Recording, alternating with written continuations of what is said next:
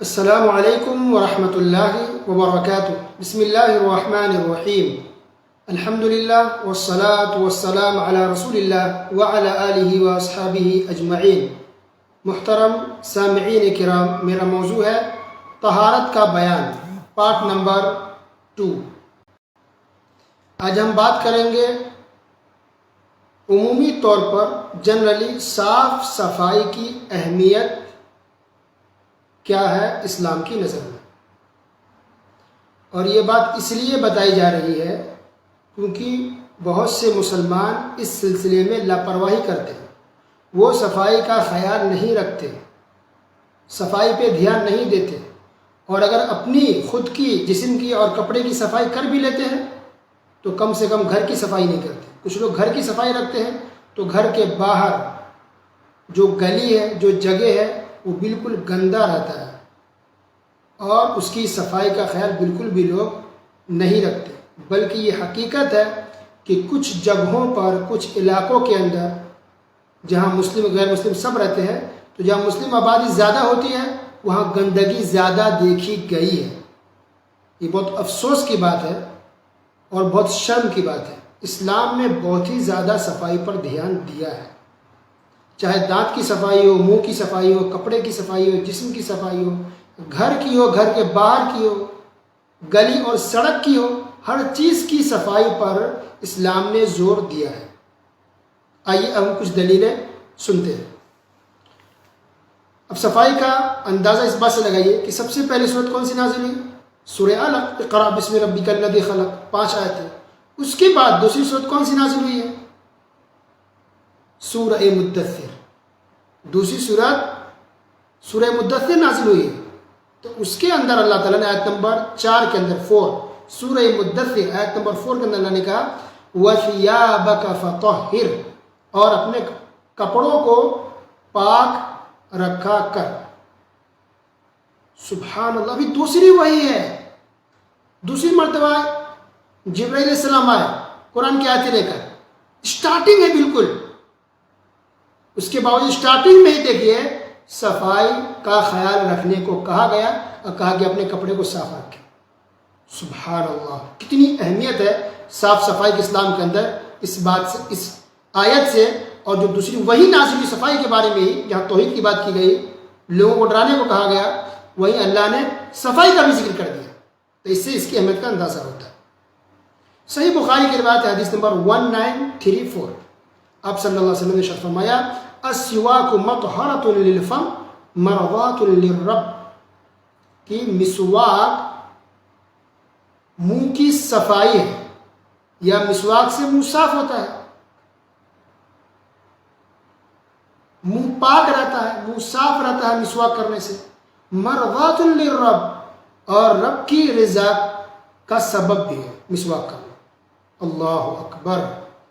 تو گویا مسواک کرنے کو اللہ تعالیٰ کے رضا سے جوڑا گیا ہے، یعنی اللہ تعالیٰ راضی ہوتا ہے، اللہ خوش ہوتا ہے، پسند کرتا ہے اس انسان کو جو مسواک کرتا ہے۔ تو مسواک کرنا ثواب کا کام ہی نہیں بلکہ بہت بڑے ثواب کا کام ہے، اللہ تعالیٰ کو راضی کرنے کا سبب ہے، گویا عظیم عبادت ہے مسواک کرنا۔ تو گویا یہاں بھی صفائی، مسواک کر رہے ہیں، دانت صاف ہوگا، آپ کی زبان صاف ہوگا، منہ صاف ہوگا۔ سبحان اللہ، دیکھیں کن کن چیزوں پر رہنمائی اسلام نے کی ہے، بس دلیلیں میں آپ کو سرسری طور پہ کچھ بیان کر دیتا ہوں۔ ایک حدیث ہے سنن ابن ماجہ کے حدیث نمبر 1096، آپ صلی اللہ علیہ وسلم نے ارشاد فرمایا ما علی احدکم ان وجد ساعتا ان یتخذ ثوبین لیوم الجمعة غیر ثوب محنته، کہ اگر کسی کے پاس وسعت ہو، استطاعت اگر ہے، تو 2 کپڑے بنا لے جمعہ کے لیے، اپنے عام کپڑوں کے علاوہ، جس میں انسان کام کرتا ہے، روزمرہ میں کپڑے پہنتا ہے، اس کے علاوہ جمعہ کے لیے الگ سے رکھے۔ کیوں؟ تاکہ جب جمعہ کو حاضر ہو تو اس کے کپڑے بالکل صاف ہوں، اچھے ہوں۔ سبحان اللہ۔ سورہ بقرہ آیت نمبر 222 اللہ رب العالمین نے ارشاد فرمایا ان اللہ یحب التوابین ویحب المتطہرین، اللہ سبحانہ و تعالیٰ توبہ کرنے والوں کو اور پاک رہنے والوں کو پسند فرماتا ہے۔ آپ پاک صاف رہیں گے تو اللہ تعالیٰ آپ کو پسند کرے گا. سبحان اللہ. اللہ آپ سے محبت کرے گا. تو اللہ صاف صفائی رکھنے والے لوگوں سے محبت کرتا ہے. اندازہ لگائیے صفائی کتنی اہمیت ہے. اور حدیث سنیے ایک صحیح مسلم حدیث نمبر 279. آپ صلی اللہ علیہ وسلم نے ارشاد فرمایا طہور اناء احدکم اذا ولغ فیہ الکلب ان یغسلہ 7 مرات اولاہن بالتراب. کہ تم میں سے کسی کے برتن میں اگر کتا منہ ڈال دے تو اس برتن کو صاف کرنے کا طریقہ یہ ہے اس میں جو کچھ ہے اس کو پلٹ دیا جائے, گرا دے, اور اس برتن کو 7 مرتبہ دھونا ہے, اور پہلی مرتبہ مٹی سے دھونا ہے. اللہ اکبر. گویا کتے کے منہ سے جو لعاب نکلتا ہے, جو تھوک نکلتا ہے, وہ بہت زیادہ ناپاک ہے. اتنا ہے کہ اس کو 7 مرتبہ دھونا چاہیے, تب جا کے وہ پاک ہوگا. تو اب سوچئے کہ جو لوگ کتے کو گھر میں پالتے ہیں, رکھتے ہیں, اس کو اپنے ہاتھوں سے کھانا کھلاتے ہیں, اس کو نہلاتے ہیں, بسکٹ کھلاتے ہیں, بستر پر سلاتے ہیں, استغفر اللہ, کتنی گھٹیا بات ہے, گری بات ہے. اس کو گھر میں رکھا جائے, اس کو پالا جائے, اس پر انسان خوشی منائے, یہ سب غیر مسلموں کا طریقہ ہے. یہ کافر ہے جو کتوں کے ساتھ نرمی دکھاتے ہیں اور انسانوں کو مارتے ہیں, انسانوں پر ظلم کرتے ہیں. یہ ظالم لوگ ہیں. تو کتے کو گھر میں نہیں رکھنا چاہیے. اور حدیث سنیے سلسلہ صحیحہ کے اندر حدیث نمبر 236. آپ صلی اللہ علیہ وسلم نے فرمایا طہروا افنیتکم فإن اليہود لا تطہر افنیتها. کہ تم لوگ اپنے آنگن صحن کو صاف اور پاک رکھا کرو, اس لیے کہ یہود اپنے صحن کو, اپنے آنگن کو پاک صاف نہیں رکھتے. دیکھیے برتن کی بھی بات ہو گئی. کچھ لوگ ہوتے ہیں نا گھر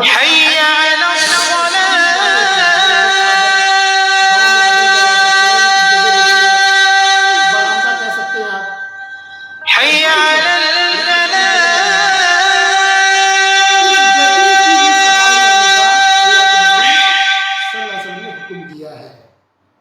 سبحان اللہ. اور حدیث سنیں, آپ کو تاجمہ کو سن کر کے, صحیح مسلم حدیث نمبر 223. الطہور شطر الایمان. نبی صلی اللہ علیہ وسلم نے کہا کہ پاکیزگی یعنی صاف صفائی رکھنا ایمان کا حصہ ہے. تو شطر الایمان, شطر کیا مطلب؟ اس کا ایک تو یہ ہوتا ہے کہ ایمان حصہ, ایک ٹکڑا کسی چیز کا پارٹ, تو ایمان کا ایک حصہ ہے. اور بہت سے لوگوں نے اس کا ترجمہ کیا کہ آدھا ایمان ہے. شطر الایمان, شطر مطلب آدھا. اللہ اکبر. تو وہ ایک حصہ تو ہے ہی ایمان کا صاف صفائی, بلکہ آدھا ایمان ہے صاف صفائی رکھنا. اور یہ حدیث صحیح ہے, صحیح مسلم کے اندر ہے. سبحان اللہ. اور حدیث صحیح مسلم حدیث نمبر 564. آپ صلی اللہ علیہ وسلم نے فرمایا من اکل البصل والثوم والکراث فلا يقربن مسجدنا فإن الملائکة تتأذى مما يتأذى منه بنو آدم. کہ جو آدمی پیاز کھا لے یا لہسن کھا لے یا کراث کھا لے. تو کراث ایک سبزی ہے جس کے پتے پتلے ہوتے ہیں, لمبے لمبے ہوتے ہیں, اور دکھنے میں پیاز کے پیڑ پودے کی طرح ہوتے ہیں. پیاز کا جو پودا ہوتا ہے اوپر کا حصہ, پتے لمبے لمبے ہوتے ہیں, اسی طرح وہ ہوتا ہے, اسی طرح کی سبزی ہوتی ہے, اس کو کہتے ہیں کراث. تو جو آدمی پیاز کھا لے اور یا لہسن کھا لے یا یہ سبزی کھا لے تو وہ آدمی ہمارے مسجد کے قریب بھی نہ ہے. اس لیے کہ فرشتوں کو بھی تکلیف ہوتی ہے ان چیزوں سے جن چیزوں سے انسانوں کو تکلیف ہوتی ہے. سبحان اللہ. تو گویا کہ پیاز کھانے سے منہ سے اسمیل آتا ہے, بدبو آتی ہے. لہسن کھانے سے منہ سے بدبو آتی ہے. تو بدبو والی چیزیں انسان کھا کر کے مسجد نہ جائے. اب اس کا مطلب یہ نہیں کہ پیاز لہسن کھانا حرام ہے, نہیں کھا سکتے ہیں گھر میں, لیکن جب مسجد جانا ہو تو اس وقت انسان نہ کھائے. یا اگر کھا لیا ہو تو پھر اچھے سے برش کرے یا مسواک کرے, اچھے سے منہ کو صاف کر لے. کھا کے ایسی نہیں جائے, صاف کرنا ضروری ہے. فرشتے بھی تکلیف محسوس کرتے ہیں, منہ سے جو بدبو آتی ہے, اسمیل آتی ہے, اللہ اکبر, فرشتے کو تکلیف ہوتی ہے. تو اس سے بھی اندازہ ہوتا ہے کہ انسان کو کتنا زیادہ خیال رکھنا چاہیے اپنے منہ کا، اپنے دانتوں کا، اپنی زبان کی، انسان کا منہ صاف ہو، کسی کو اسمیل نہ جائے، بدبو نہ جائے۔ بہت سے لوگ جو پیسے بہت کماتے ہیں، صاف صفائی رکھتے ہیں، کپڑے اچھے اچھے پہنے رہتے ہیں، اور ان کے منہ سے بدبو آتی ہے، برش نہیں کرتے، مسواک نہیں کرتے، منہ کو دھوتے نہیں صحیح سے، جیسے تیسے آ جاتے ہیں۔ بالکل غلط طریقہ ہے۔ صفائی کا خیال رکھنا یہ ضروری ہے۔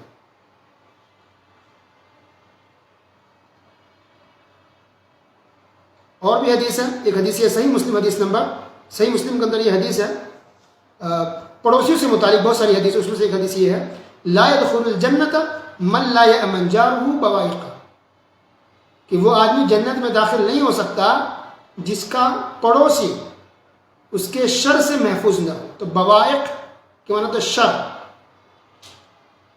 آپ کا پڑوسی آپ کے شر سے، آپ کی تکلیف سے اگر محفوظ نہیں ہے تو آپ جنت میں داخل نہیں ہو سکتے۔ یہ حدیث بھی صحیح ہے، صحیح مسلم کے اندر ہے۔ اللہ اکبر۔ تو یہ تکلیف کیا ہے کہ انسان اس کا مال چھینے، اس پڑوسی کے گھر سے چوری کرے، پیسے چورا لے، سامان چورا لے، یا پھر اس نعوذ باللہ اس کی عزت و آبرو پر ڈاکہ ڈالے۔ یہ بھی تکلیف کی چیزیں نہیں، اور بھی کسی طرح سے تکلیف دے اس کو، کوئی سامان اس کے گھر میں پھینک دے جس سے اس کو تکلیف ہو، ڈرائے، دھمکیاں دے، یا پھر اس میں یہ چیز بھی آ سکتی ہے کہ اب کوڑا کرکٹ آپ نے ڈال دیا سامنے، پڑوسی کو تکلیف نہیں ہوگی۔ کوڑا کرکٹ سے، کچرے سے بدبو آتی ہے، اسمیل آتی ہے، انسان کیسے آئے گا جائے گا، دکھنے میں بھی اچھا نہیں لگتا، بیماری بھی پھیلتی ہے، انسان کو تکلیف بھی ہوتی ہے۔ تو ہو سکتا ہے کہ آپ پڑوسی کے سامنے کچرا ڈال دیتے ہیں اپنے گھر سے نکال کے، اور اس سے تکلیف ہو رہی ہے، تو ایسا نہ ہو کہ آپ بھی اس حدیث کے تحت داخل ہو جائیں۔ ہو سکتا ہے کہ اس معنی کے اندر یہ بھی آ جائے کہ جو گندگی کرتے ہیں اور گندگی کو اٹھا کر کے پڑوسی کے سامنے ڈال دیتے ہیں، یا پڑوسی کا خیال نہیں رکھتے، ہو سکتا ہے کہ ایسا آدمی اس حدیث کے اندر آ جائے، ہو سکتا ہے، اللہ اعلم۔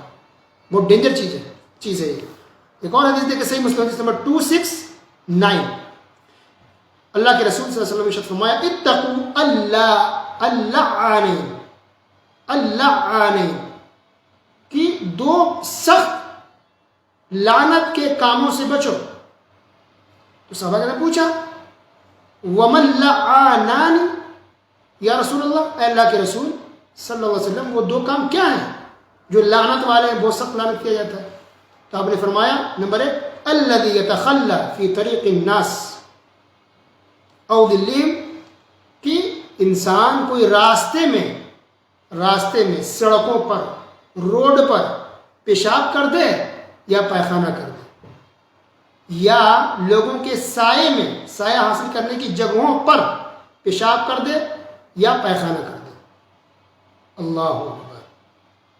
تو پیشاب پائخانہ کرتے ہیں سڑکوں پر، روڈوں پر، گلیوں پر، یا بچوں سے کرواتے ہیں جان بوجھ کر کے، اس کی صفائی نہیں کرتے ہیں، یہ ڈینجر چیز ہے۔ دیکھیے، یا جو لوگ گلی پانی چھوڑتے ہیں روم سے باہر، نالا چھوڑے ہوئے ہیں، باتھ روم کا پانی ہے، پیشاب کا پانی ہے، چل رہا ہے، بہہ رہا ہے گلیوں کے سامنے، روم کے سامنے سے لوگ اسی کے اوپر سے جا رہے ہیں، تکلیف سے کوئی ڈر سے بولتا ہی نہیں ہے، یہ لعنت والی چیز ہے۔